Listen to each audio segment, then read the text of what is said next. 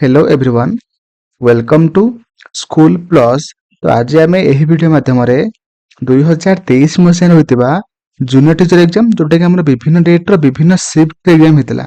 तो आज आम यही वीडियो माध्यम 16 नवेम्बर 2023 फास्ट सिफ्ट्रे जहाँ भी किसी माने English pedagogy, English grammar, English passage question जहाँ भी किसी पढ़ी सबकिछ आज आम पार्ट पार्ट कर सबकिछ डिस्कसन करवा जोटा कि आपण मानकर आगामी एटी जोटा कि असिस्टेंट टीचर जोटा कि हमर जूनियर टीचर रेगुलर पोस्ट एवं ता सहित CT OTET RST OSTET special OTET एवं ता सहित OWSSC O triple S under रे जहाँ भी किसी हमर एग्जाम होना कहीं गवर्नमेंट रो सब एग्जाम रो सिलेबस रे इंग्लिश अछि। तो सेति पई आपण माने वीडियोटा को बिना डाउट रे फास्ट रु लास्ट जाए देखिए बिना स्किप करी देखिए।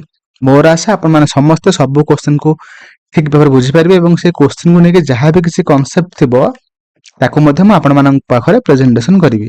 तो मोर आशा आपण मान वीडियो को लाइक करदे, चैनल को नुआ थे सब्सक्राइब करके ऑल नोटिफिकेशन उपर क्लिक करेंगे जो द्वारा कि मुझे जहाँ भी किसी नुआ वीडियो अपलोड करी आपण मान फास्ट नोटिफिकेशन पाइपर। ता सहित आपण मान वीडियो केमिति लागिला एवं आउ को टॉपिक ऊपर वीडियो कले भलो लागिबो ताकू मध्य आपण मान मते कमेंट टा जणाई परिबे। प्रथम क्वेश्चन आपण मान देखि पारथुबे कहिछि which of the following components should individuals pay attention to if they want to develop their speaking skill। जदि गोटे पिलाटे चाहूची बा आमे लोकोटे भी धरि परिबा जदि से चाहूची कि सेमानकर स्पीकिंग स्किल को से डेवलप करिया पय तेबे तार को ताहा ऊपर अधिक फोकस देबा उचित सेटा से पचार जिला। तो ऑप्शन कहछि फास्ट ग्रामर, वोकाबुलरी, प्रोनाउंसिएशन, तापर कहछि option B calligraphy, team work, empathy, तापर कहछि एडिट, वोकाबुलरी, फ्लुएंसी ना ग्रामर, एम्पैथी ना स्पेलिंग। देखंतु स्पेलिंग टा हमर राइटिंग रे आसीबो, एडिटिंग टा मध्ये हमर राइटिंग रे आसीबो, तापर आसिला कोन कैलीग्राफी, टीम वर्क, एम्पैथी रे हमर दरकार नै स्पीकिंग स्किल को डेवलप करिया पय हमर कैलीग्राफी दरकार नै कि टीम वर्क दरकार नै कि एम्पैथी दरकार नै। कोन दरकार हमर ग्रामर जानिबा दरकार, वोकाबुलरी जानिबा दरकार एवं ता सहित सब वर्ड को आमे जेमते ठीक भाबरे कहि परिबा बा प्रोनाउंसिएशन करि परिबा ता ऊपर अधिक हमर फोकस देबा जो दर के हमर स्पीकिंग स्किल टा डेवलप होई परिबो। ओके सेति पे हमर ऑप्शन ए हे जिवो सठिक आंसर हैला ग्रामर, वोकाबुलरी एवं ता सहित प्रोनाउंसिएशन हैला। तो परवर्ती आमे क्वेश्चन को जिबा। परवर्ती क्वेश्चन गइछि what should a teacher do in order to prevent inappropriate communication by non native speaker हैला।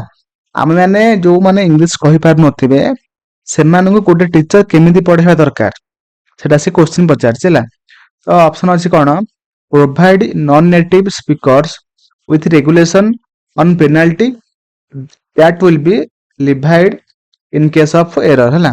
जे गोटे पिला माने कोन भूल करूछि ता पय माने पेनाल्टी लगेबा कि भलो नुह ना एटा हबो नाही हैला। तापर कहछि make sure that the native speaker in the class take them to task whenever they make mistake एटा मध्ये हेबो नाही हैला।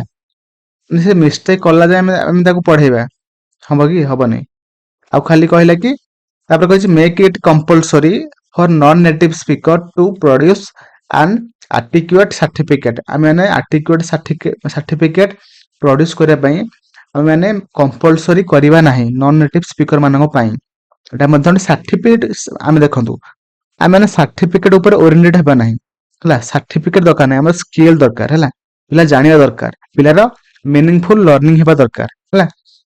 ऑप्शन डी हबो नाही। तो कोन अछि तापरे तो कहै छै offer guidelines on acceptable way of addressing and communication etiquettes हला। आमे माने पिल्ला माने जेमिति से माने एक्सेप्ट करि परिबे बा सेमानकर प्रॉब्लम ता आमे एड्रेस करि परिबा सेटा को देखि कि आमे सेमानक पय गोटे गाइडलाइन तयारी करिबा हला एवं सेमाने जेमिति ठीक भाबरे कम्युनिकेशन करि परिबे हला। एटा करले जो माने नॉन नेटिव स्पीकर थिबे सेमानक पय टिके मीनिंगफुल लर्निंग हे परिबो हला। तो ऑप्शन सी हे जिवो सठिक आंसर। ତ ପରବର୍ତ୍ତୀ क्वेश्चन କହିଛି what is considered as important aspect of teaching poetry to learners ହେଲା ମାନେ କହିଛି କି ଆମର ଯଦି ଆମେ ପିଲାମାନଙ୍କୁ ପୋଏଟ୍ରି ପଢେଇବା ତାହେଲେ ମେନ୍ ଆସ୍ପେକ୍ଟ କଣ ହେବା ଦରକାର କାହାକୁ କୋଉ ୱେରେ ଆମେ ପିଲାଙ୍କୁ ପଢେଇବା ଯୋଉଦ୍ୱାରା କି ପିଲାମାନଙ୍କର ମିନିଂଫୁଲ ଲର୍ଣ୍ଣିଂ ହେଇପାରିବ ହେଲା ତ ଫାଷ୍ଟ ଅପସନ ଅଛି reading the poem aloud to students ମାନେ ପିଲାମାନଙ୍କୁ ଆମେ ଜୋରରେ ପଢେଇବା ଠିକ ଅଛି ତାପରେ କହିଛି ଗିଭିଂ ହୋମ ଆସାଇନମେଣ୍ଟ ଏଭ୍ରିଡେ ସବୁଦିନ ଆମେ ମାନେ ହୋମୱାର୍କ ଦେବା ସେଟା ଦରକାର ନାହିଁ ହେଲା ତାପରେ କହିଛି taking notes of every single word discussed in class ଦରକାର ନାହିଁ ତାପରେ କହିଛି ଆମେ ପୋଏଟ୍ରି କଥା କହିଛି ନା ଆମେ ମାନେ ନୋଟ କଥା କୁହାଯାଏ ଟେକିଂ ନୋଟ କଥା କୁହାଯାଏନି ହେଲା ତାପରେ କହିଛି 80% ସ୍ପିକିଂ ବାଇ ଦ ଟିଚର ନା 20% ବାଇ ଷ୍ଟୁଡେଣ୍ଟସ୍ ନା ଏଟା ଉଲ୍ଟା ହେଇଯିବ ହେଲା ଉଲ୍ଟା ଦେଇଛି ଏଠି ତାମାନେ ପିଲାମାନଙ୍କୁ ଯଦି ଆମେ ପୋଏଟ୍ରି ପଢେଇବା ମେନ୍ ଆସ୍ପେକ୍ଟ ଆମର କଣ ହେବା ଦରକାର ନା ଆମର reading the poem aloud to students ହେଲା ପିଲାମାନଙ୍କୁ ଆମେ ମାନେ ପୋଏମ୍ ଟାକୁ ଆମେ ଥରେ ପଢେଇକି ଶୁଣେଇବା ଏବଂ ସେମାନେ ମଧ୍ୟ ପୁରା ଜୋରେ ପାଟିରେ ପଢିବେ ଯୋଉଥିରେ କି ସେମାନଙ୍କର ସ୍ପିକିଂ ସ୍କିଲ୍ ଏବଂ ସେମାନଙ୍କର ଯୋଉ କଣ ହବ ସେ କବିତାଟାକୁ ପଢିବେ ବା ଫିଲ୍ କରିବେ ବୁଝିପାରିଲେ କି ନାହିଁ ତେବେ ଯାଇକି ସେମାନଙ୍କର ତାଙ୍କର ମାନେ ମିନିଂଫୁଲ ଲର୍ଣ୍ଣିଂ ହେଇପାରିବ ହେଲା ତ ଅପସନ ଏ ହେଇଯିବ ସଠିକ ଆନ୍ସର ହେଲା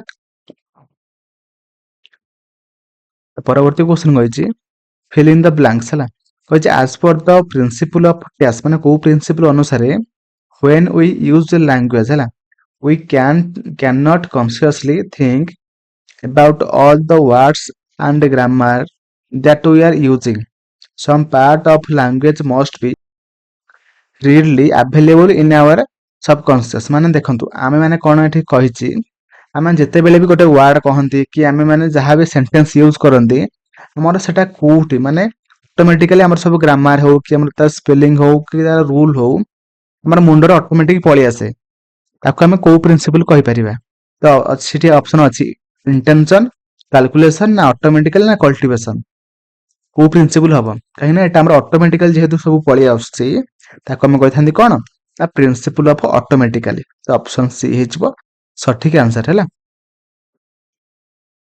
ପରବର୍ତ୍ତୀ କ୍ୱେଶ୍ଚନ କହିଛି dash a branch of linguistic that studies how humans produce and perceive sound ହେଲା ମାନେ କହିଛି କି ଆମର ଯୋଉ ଲାଙ୍ଗୁଏଜର ଯୋଉ ବ୍ରାଞ୍ଚଟାକୁ ଆମେ କଣ କହିଥାନ୍ତି ଯୋଉଥିରେ କି ମାନେ ହ୍ୟୁମାନ ଆମ ସାଉଣ୍ଡକୁ ପ୍ରଡ୍ୟୁସ କରେ ଏବଂ ସେ ମଧ୍ୟ ପରସିଭ୍ କରେ ହେଲା ସେ ସାଉଣ୍ଡଟାକୁ ଆମେ କଣ କହିଥାନ୍ତି ସେ ବ୍ରାଞ୍ଚଟାକୁ ଆମେ କଣ କହିଥାନ୍ତି ତ ଅପସନ ଅଛି ଫିଲୋଲୋଜି ଅଛି ଏଥନୋଗ୍ରାଫି ନା ଆନ୍ଥ୍ରୋପୋଲୋଜି ନା ଫୋନେଟିକ୍ସ এটা ଆପଣମାନେ ସମସ୍ତେ ଜାଣିଛନ୍ତି କି ଆମର ଷ୍ଟଡି ଅଫ ସାଉଣ୍ଡକୁ ଆମେ କଣ କହିଥାନ୍ତି ଫୋନିମ୍ ବା ଫୋନେଟିକ୍ସ ସେ ବ୍ରାଞ୍ଚକୁ ଆମେ କଣ କହିଥାନ୍ତି ଆମେ କହିଥାନ୍ତି ଫୋନେଟିକ୍ସ ହେଲା option D will be right answer ହେଲା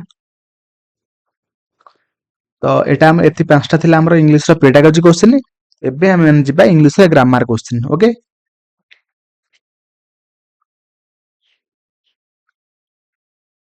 ତ ମୋର ଆଶା ଆପଣମାନେ ସମସ୍ତେ ସବୁ କ୍ୱେଶ୍ଚିନକୁ ଠିକ ଭାବରେ ବୁଝିପାରିଥିବେ ଏବଂ ମୁଁ କହି ରଖିବି ଆମର ଏଇ ଯୋଉ ଇଂଲିଶ ପେଡାଗୋଜି କ୍ଲାସ ପୂର୍ବରୁ ଆମର ସବୁ ମାନେ 2023ରେ ହୋଇଥିବା ସବୁ ଏକ୍ସାମ ମାନେ ଯେଟିର ସବୁ ମାନେ ସିଫ୍ଟର ମାନେ ସବଜେକ୍ଟ ୱାଇଜ ସବୁ ମାରାଥନ ଆମର ଏଇ ଚ୍ୟାନେଲରେ ଆଭେଲେବଲ ଅଛି ଯୋଉଟା କି ଆମର ପ୍ଲେ ଲିଷ୍ଟରେ ଆଭେଲେବଲ ଅଛି ଯଦି ଆପଣମାନେ ସେ ଭିଡିଓ ସବୁ ଦେଖିନାହାନ୍ତି ସେ ପ୍ଲେ ଲିଷ୍ଟ ଅପସନକୁ ଯାଇକି ସବୁ ଭିଡିଓ ଗୁଡ଼ିକୁ ଦେଖନ୍ତୁ ହେଲା ଏବଂ ତା ସହିତ ଆପଣମାନଙ୍କର ପ୍ରିପାରେସନ ଲେବୁଲ ପୁରାପୁରି ପିକ୍ ଲେବୁଲକୁ ନିଅନ୍ତୁ କାହିଁକି ନା ବହୁତ ଶୀଘ୍ର ଏଟି ଆସିବାକୁ ଯାଉଛି ମାନେ ରେଗୁଲାର ହେଇକି ଆସିବାକୁ ଯାଉଛି ହେଲା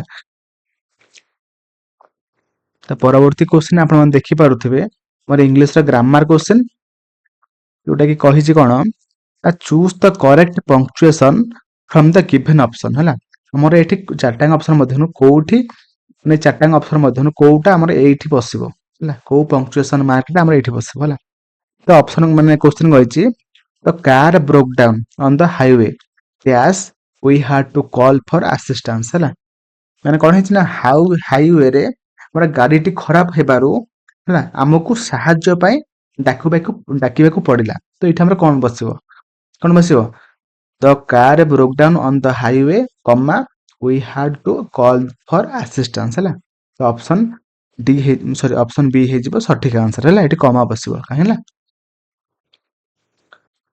ପରବର୍ତ୍ତୀ କ୍ୱେଶ୍ଚିନ କହିଛି choose the correct punctuation from the given option ହେଲା ତ ଏଠି ଆପଣମାନଙ୍କୁ କ୍ୱେଶ୍ଚିନ ପଚାରିଛି she wondered whether he had finished the project on time।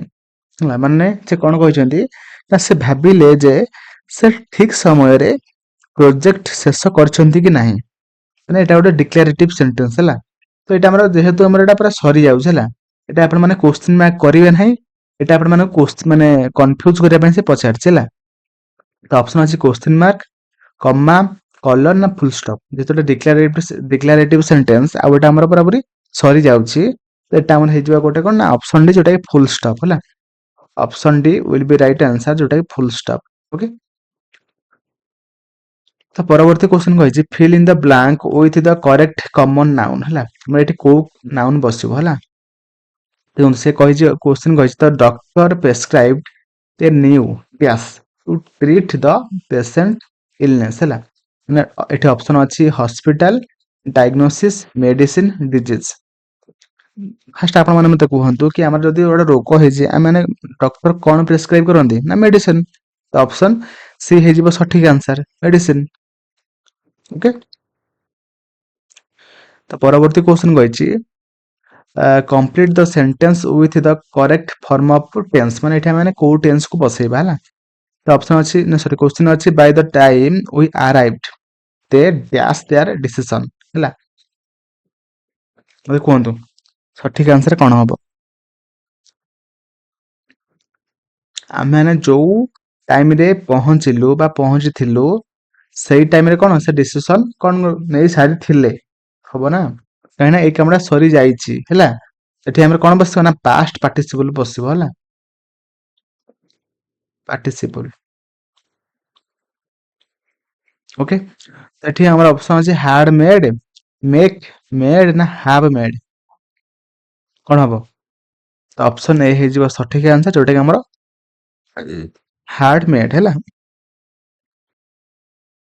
ପରବର୍ତ୍ତୀ କ୍ୱେଶ୍ଚନ କହିଛି complete the sentence with the correct form of tense ହେଲା। ମାନେ ଏଠି କୋଉ ଟେନ୍ସ ବସେଇବା ହେଲା। କ୍ୱେଶ୍ଚନ ଅଛି by the time you arrive we dash a delicious meal ହେଲା। ସେ କହିଛି କି ତୁମେ ପହଞ୍ଚିବା ବେଳେ ବା ପହଞ୍ଚିଲା ବେଳେ ଆମର ଡେଲିସିୟସ୍ ମିଲ୍ ଟା ଆମର କଣ ହେଇଥିବ ନା ଆମେ ରୋଷେଇ କରିସାରିଥିବୁ ନା ମାନେ କରୁଥିଲୁ ନା କଣ ହବ ଏଠି ମତେ କୁହନ୍ତୁ। କଣ ହବ? କରିସାରିଥିବୁ ହେଇଥାନ୍ତା ହେଲା। ଦେଖନ୍ତୁ ଆମର ଏଠି ଦେଖନ୍ତୁ ୱିଲ୍ ବି କୁକିଂ ତ ହବ ନାହିଁ, ହାଭ୍ କୁକ୍ଡ ହବ ନାହିଁ, ୱି ଆର୍ କୁକିଂ ହବ ନାହିଁ, କି ୱିଲ୍ କୋଉଟା ଏଠି ଆନ୍ସର ଦେଇଛି ହେଲା। କିନ୍ତୁ ଆମର କଣ ହେଇଥାନ୍ତା, ଏଠି ହେଇଥାନ୍ତା ୱିଲ୍ ହାଭ୍ କୁକ୍ଡ ହେଲା। ୱିଲ୍ ହାଭ୍ କୁକ୍ଡ ହେଇଥାନ୍ତା ମେ ବି ମତେ ଲାଗୁଛି। ଆପଣ ମାନଙ୍କୁ କଣ ଲାଗୁଛି ମତେ ଟିକେ କମେଣ୍ଟରେ ଜଣେଇବେ ହେଲା। ଓକେ, ତ ଅପସନ ଦେଇନି ସେଥିପାଇଁ ହେଲା। ତ ପରବର୍ତ୍ତୀ ଆମେ କ୍ୱେଶ୍ଚନ କୁ ଯିବା। କହିଛି fill in the blank with the correct irregular verb ହେଲା। ଏଇଠି ଆମେ ମାନେ କୋଉ ଭର୍ବ କୁ ବସେଇବା ହେଲା। ତ ଅପସନ ମାନେ କ୍ୱେଶ୍ଚନ ଅଛି C dash her key in the car and could not get inside ହେଲା। କଣ ସେ ଭୁଲି ଯାଇଥିଲେ, ତ ଏଟା ଆମେ କଣ ବସେଇବା ଏଠି, ଯୋଉଟା କି ଆମର ପାଷ୍ଟ ଟେନ୍ସ ରେ ଅଛି। ଏଠି ଆମେ କୋଉ ଭର୍ବ ଲଗେଇବା, ପାଷ୍ଟ ଭର୍ବ ଲଗେଇବା। ତ କୋଉଟା ଲଗେଇବା ମତେ କୁହନ୍ତୁ। ତ ଅପସନ ଅଛି ଫରଗେଟ୍, ଫରଗେଟ୍ସ, ଫରଗଟ୍ ନା ଫରଗଟେନ୍। ଦେଖନ୍ତୁ ପ୍ରେଜେଣ୍ଟରେ ଆମେ ମାନେ କଣ ଲଗାନ୍ତି, ପ୍ରେଜେଣ୍ଟରେ ଆମେ ଲଗେଇବା କଣ ନା ଫରଗେଟ୍, ଫରଗେଟ୍ ଅର ଲଗେଇ ପାରିବା କଣ ନା ଫରଗେଟ୍ସ ହେଲା। ତାପରେ ଆସିଲା କଣ ନା ପାଷ୍ଟ, ପାଷ୍ଟରେ ଆମେ କଣ ବସେଇବା ଫରଗଟ୍, ବୁଝିପାରିଲେ। ତାପରେ ଆସିଲା କଣ ନା ପାଷ୍ଟ ପାର୍ଟିସିପଲ ଆମେ କଣ ଲଗେଇବା, ପାଷ୍ଟ ପାର୍ଟିସିପଲ ଆମେ କଣ ଲଗେଇବା ନା ହଉଛି ଆମର ଫରଗଟେନ୍ ହେଲା। ଏଠି ଆମର ପାଷ୍ଟ ରେ କଣ ଲାଗିବ, ଯେହେତୁ ଆମର ଏଠି ପାଷ୍ଟ ଟେନ୍ସ ରେ ଥିଲା ତ ସେଥିପାଇଁ ଆମର ଫରଗଟ୍ ଲାଗିବ ହେଲା। ତ ଅପସନ ସି ହେଇଯିବ ସଠିକ ଆନ୍ସର ହେଲା। ତ ପରବର୍ତ୍ତୀ କ୍ୱେଶ୍ଚନ କହିଛି the word given in the bracket defines the modification of the noun based on this understanding fill in the blank with the correct adjective form of the given option ହେଲା। ଏଠି କଣ କୋଉ adjective ଲଗେଇବା ହେଲା। Option ଅଛି ଦ coming, dash sunset over the serene lake provide the perfect backdrop of a romantic evening ହେଲା।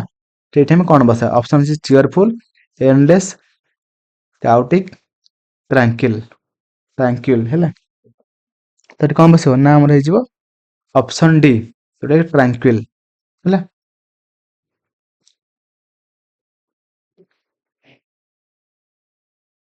ଟ୍ରାଙ୍କୁଲ ମାନେ କଣ ପିସଫୁଲ ଗୋଟେ ଆଟମୋସ୍ଫିୟର ହେଲା।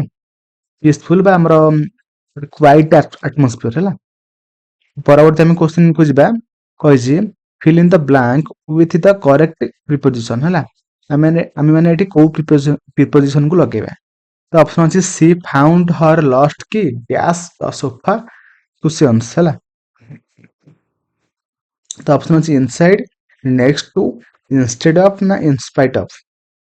ଇନସାଇଡ୍ ମାନେ ଆପଣ ମାନେ ଜାଣିଛନ୍ତି ଭିତରେ, ନେକ୍ସଟ ମାନେ ପାଖରେ ହେଲା। ଇନଷ୍ଟେଡ୍ ଅଫ୍ ମାନେ କଣ ବଦଳରେ, ଇନସ୍ପାଇଟ୍ ଅଫ୍ ମାନେ ସତ୍ୱେ। ତ ମତେ କୁହନ୍ତୁ ଏଠି କଣ ଲାଗିବ, କଣ ହବ ନା ପାଖରେ। ସୋଫା କୁସନ୍ସ ର ପାଖରେ ଆସିଲା ନେକ୍ସଟ ଟୁ। ଅପସନ ବି ହେଇଯିବ ସଠିକ ଆନ୍ସର ହେଲା। ପରବର୍ତ୍ତୀ ଆମେ କ୍ୱେଶ୍ଚିନ୍ କୁ ଯିବା। କହିଛି fill in the blank with the correct adverb ହେଲା। ଆମେ ମାନେ ଏଠି କୋଉ adverb କୁ ଲଗେଇବା ହେଲା। ତ ଅପସନ ଅଛି the children laughed dash as they played in the park enjoying the sunny day ହେଲା। ତ children laughed ଏଠି କଣ ମାନେ ଏଠି କଣ ବସିବ ନା ସାଇଲେଣ୍ଟଲି ମାନେ ଯୋଉ ହସୁଥିଲେ କୋଉ ଭଳିଆ ଭାବରେ ହସୁଥିଲେ, ସାଇଲେଣ୍ଟଲି ନା ଫ୍ୟୁରିୟସଲି ନା ମାଷ୍ଟରିୟସଲି ନା ମେରିଲି। କଣ ହବ ନା ଅପସନ ଡି ଯୋଉଟା କି ମେରିଲି ହେଲା। ମେରିଲି ମାନେ କଣ ନା ପୁରା ଆନନ୍ଦରେ ହସୁଥିଲେ। ଅପସନ ଡି ହେଇଯିବ ସଠିକ ଆନ୍ସର ହେଲା। ତ ପରବର୍ତ୍ତୀ କ୍ୱେଶ୍ଚିନ୍ କୁ ଯିବା। କହିଛି complete the sentence with the appropriate article to make it grammatically correct। ମାନେ ଏଠି ଆମେ ମାନେ କୋଉ ଆର୍ଟିକଲ କୁ ବସେଇବା ହେଲା। ତ ଏଠି କହିଛି question he is studying dash history of the ancient civilization। ଦେଖନ୍ତୁ ସେ ଗୋଟେ ପର୍ଟିକୁଲାର ଗୋଟେ ହିଷ୍ଟ୍ରି ସମ୍ପର୍କରେ କହିଛି, ମାନେ ଗୋଟେ ଟପିକ ବିଷୟରେ କହିଛି ancient civilization ହେଲା। ତ ଏଠି ଆମର ଅପସନ ଅଛି ଏ ସମ୍ ଦ ଆନ୍। ଯେହେତୁ ଗୋଟେ ପର୍ଟିକୁଲାର ହିଷ୍ଟ୍ରି ସମ୍ପର୍କରେ କହିଛି ତ ଅପସନ ସି ହେଇଯିବ ସଠିକ ଆନ୍ସର ହେଲା। ଅପସନ ସି ଯୋଉଟା ଦ ହିଷ୍ଟ୍ରି ଅଫ ଆନସେଣ୍ଟ ସିଭିଲାଇଜେସନ ହେଲା। ତ ଏଟା ଏତିକି ଥିଲା 10ଟା କ୍ୱେଶ୍ଚିନ୍ ଥିଲା ଆମର ଇଂଲିଶର ଗ୍ରାମାର କ୍ୱେଶ୍ଚିନ୍। ଏବେ ଆମେ ଯିବା ଇଂଲିଶର ପ୍ୟାସେଜ କ୍ୱେଶ୍ଚିନ୍ କୁ ହେଲା।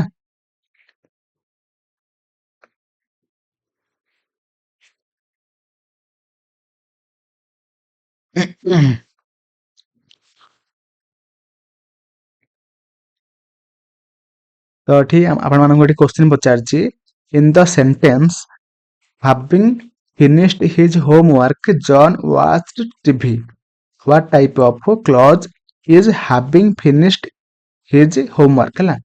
ଆମର ଏଇ ଯୋଉ ଏଇଟା ଗୋଟେ କୋଉ ଟାଇପର ଗୋଟେ କ୍ଲଜ ଅଟେ। ତ ଅପସନ ଅଛି subordinate Claus, adjective Claus, ଆଡଭର୍ବିଆଲ Claus ନା ଇଣ୍ଡିପେଣ୍ଡେଣ୍ଟ କ୍ଲଜ ହେଲା। ତ କୁହନ୍ତୁ ଏଇଟା କୋଉ ଟାଇପର କ୍ଲଜ ଅଟେ। ଦେଖନ୍ତୁ ଆମର ସବଅର୍ଡିନେଟ କ୍ଲଜ କୁ ଆମେ ଆଉ କଣ କହିଥାନ୍ତି, ଆମେ କହିଥାନ୍ତି ଡିପେଣ୍ଡେଣ୍ଟ କ୍ଲଜ ହେଲା। ଡିପେଣ୍ଡେଣ୍ଟ କ୍ଲଜ କହିଥାନ୍ତି ମଧ୍ୟ ହେଲା। ଆଉ ଆଡଜେକ୍ଟିଭ କ୍ଲଜ କୁ ଆମେ କଣ କହିଥାନ୍ତି, ଆମେ କହିଥାନ୍ତି ରିଲେଟିଭ କ୍ଲଜ ହେଲା। ଆଉ ଗୋଟେ ଆଡଭର୍ବିଆଲ କ୍ଲଜ ମଧ୍ୟ ଗୋଟେ କଣ ଯିବ ନା ଆମର ଡିପେଣ୍ଡେଣ୍ଟ କ୍ଲଜ ହେଲା।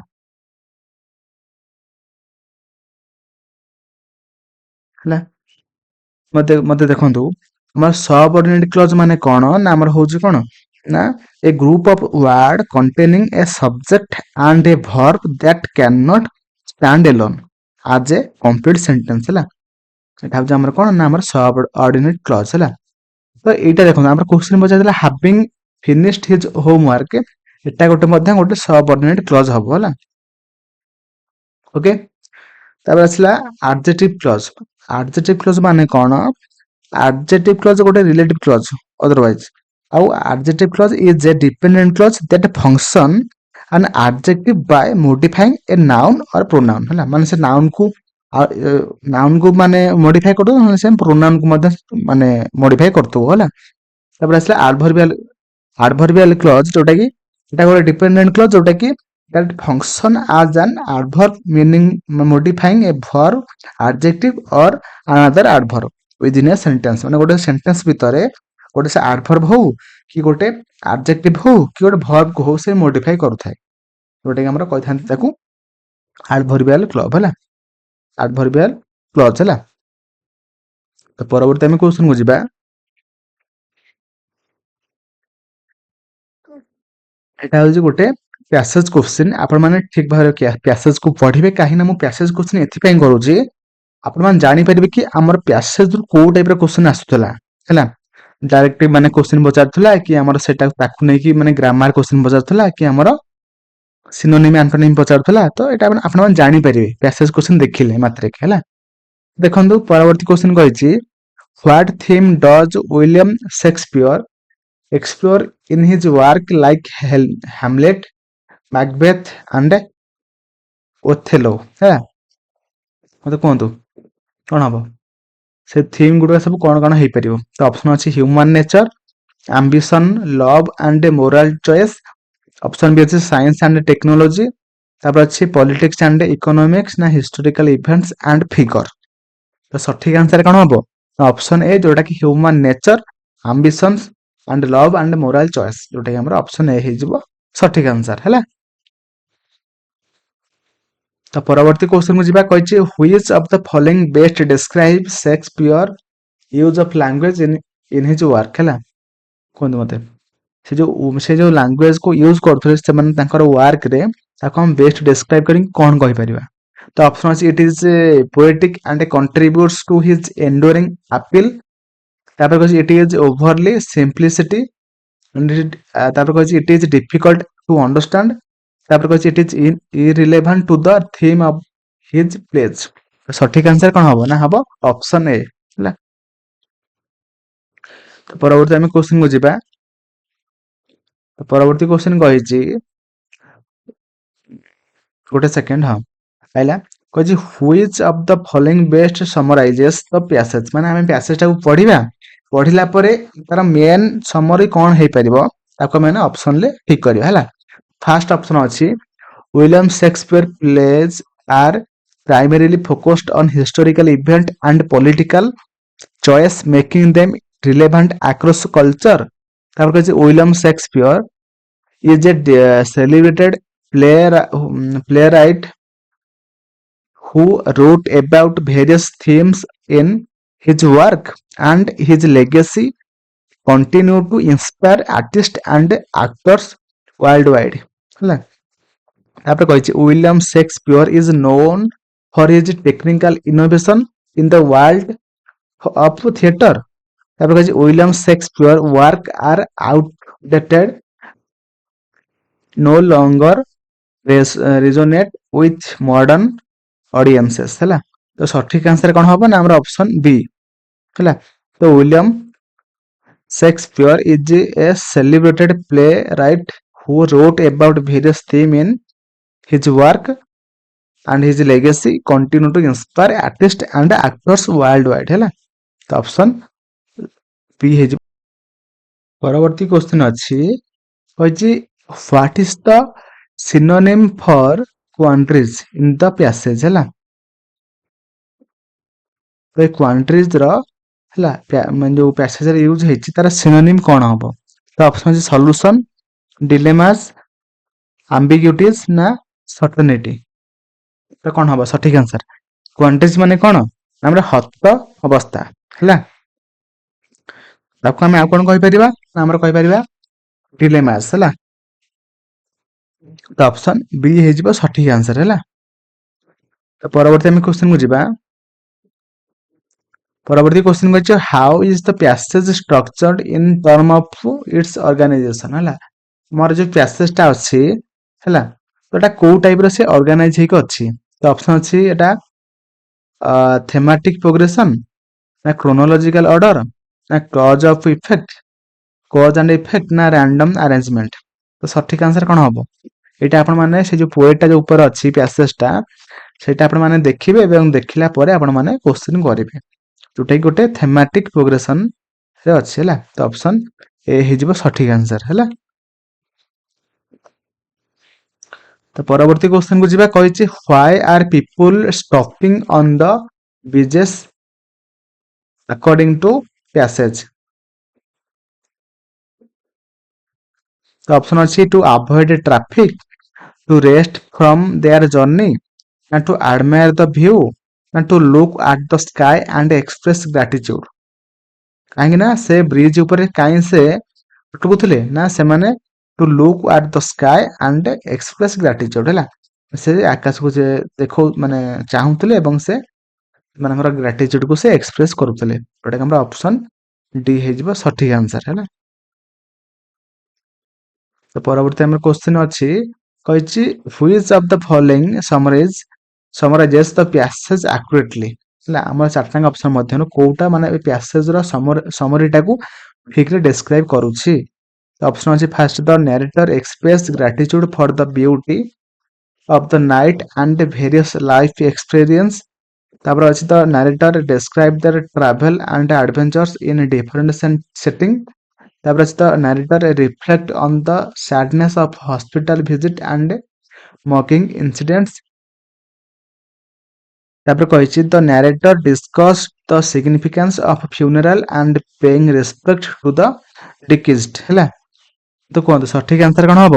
ହବ ଆମର ଅପସନ ଏ, ଯୋଉଟା କି the narrator express gratitude for the beauty of the night and various life experience ହେଲା। ତ ଅପସନ ଏ ହେଇଯିବ ସଠିକ ଆନ୍ସର ହେଲା। ତ ପରବର୍ତ୍ତୀ ଆମେ କ୍ୱେଶ୍ଚନ କୁ ଯିବା। ତ ପରବର୍ତ୍ତୀ କ୍ୱେଶ୍ଚନ କହିଛି what is the overall tone of passage, ମାନେ ହେଲା ପ୍ୟାସେଜ ର ମେନ୍ ଓଭରଅଲ ଟୋନ ଟା କଣ ଅଛି। ତ ଅପସନ ଅଛି fear and anxiety, sadness and regret, ନା କହିଛି a sense of nostalgia and reflection, ତାପରେ କହିଛି ଜୟ ଆଣ୍ଡ ସେଲିବ୍ରେସନ ହେଲା। ତ ସଠିକ ଆନ୍ସର କଣ ହବ ନା ଅପସନ ସି, ଯୋଉଟା କି sense of nostalgia and reflection ହେଲା। ତ ପରବର୍ତ୍ତୀ କ୍ୱେଶ୍ଚନ କହିଛି in the sentence despite her exhaustion she kept running, what is the function of the word despite ହେଲା। despite ର ହେଲା, despite ର ଫଙ୍କସନ ଟା କଣ? ତ ଅପସନ ଅଛି adjective, verb, noun, ନା preposition। ଯୋଉଟା କି ଦେଖନ୍ତୁ despite ଗୋଟେ କଣ ଏଠି ଏ ସେଣ୍ଟେନ୍ସ ର ଅଛି, ଏଟା ହଉଛି ଗୋଟେ ପ୍ରିପୋଜିସନ ହେଲା। ତ ଅପସନ ଡି ହେଇଯିବ ସଠିକ ଆନ୍ସର ହେଲା।